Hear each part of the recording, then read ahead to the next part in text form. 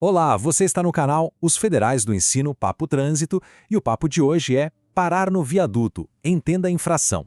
Sabe aquela cena clássica do dia a dia? Você tá com pressa, o trânsito tá aquele caos e precisa deixar alguém rapidinho em algum lugar.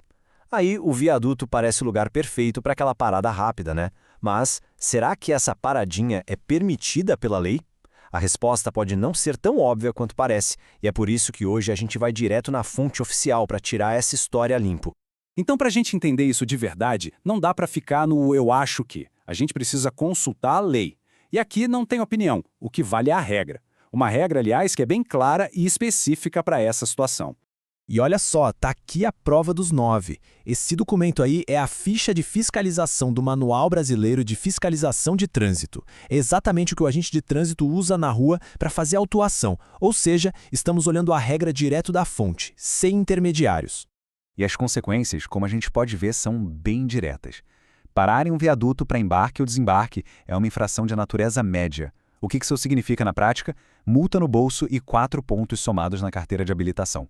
Ok, beleza, mas para não levar essa multa, o segredo está nos detalhes, né? O que a lei considera exatamente como uma parada? E o que, na visão da fiscalização, é um viaduto? O próprio manual responde isso para a gente, sem deixar nenhuma dúvida. Primeiro de tudo, o que é uma parada? A lei é super clara. É aquela imobilização bem rapidinha, sabe? Com o objetivo único e exclusivo de alguém entrar ou sair do carro. E atenção, não estamos falando de ficar preso no engarrafamento, não. A gente está falando de uma ação voluntária, uma decisão do motorista. E o que é um viaduto aos olhos da lei? Bom, é a estrutura elevada, claro. Mas, e aqui vem o pulo do gato, o detalhe que muita gente não sabe, as alças de acesso e de saída também são consideradas parte do viaduto. É isso mesmo, parar na alcinha para subir ou para descer também é proibido e dá exatamente a mesma infração. E esse desenho, que vem direto do manual, ilustra a situação perfeitamente. Dá uma olhada. O veículo está parado bem na alça de acesso justamente para embarque ou desembarque.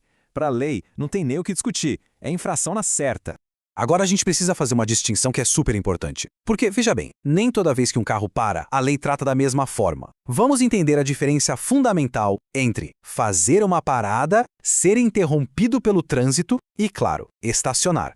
Olha só a primeira grande diferença. Se o trânsito todo para e o carro fica lá imobilizado em cima do viaduto, isso é que a lei chama de interrupção de marcha. Foi uma circunstância do trânsito, é involuntário, entende? Por isso, não é infração. A infração que a gente está falando aqui é a parada, que é uma escolha do motorista de imobilizar o carro para alguém descer ou subir. A outra confusão que sempre acontece é com o estacionamento. Estacionar em viaduto é outra história. É uma infração completamente diferente, prevista em outro artigo, o 181, e é considerada mais grave.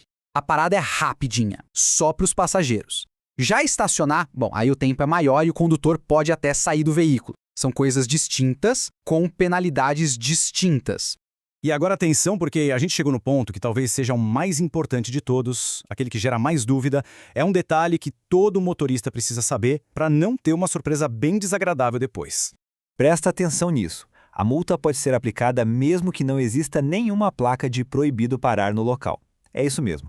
A proibição de parar em viadutos, pontes e túneis já vem escrita direto na lei, lá no Código de Trânsito. Ou seja, não ter placa não serve como desculpa. A proibição é inerente ao local.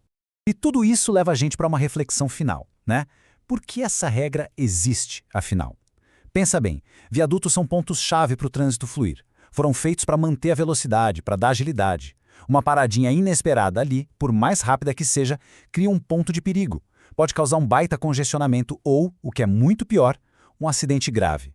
Respeitar essa regra não é só para evitar uma multa, é sobre contribuir para um trânsito mais seguro e eficiente para todo mundo. Federais do Ensino, um papo melhor para um mundo melhor. Este material foi produzido por J. Nascimento.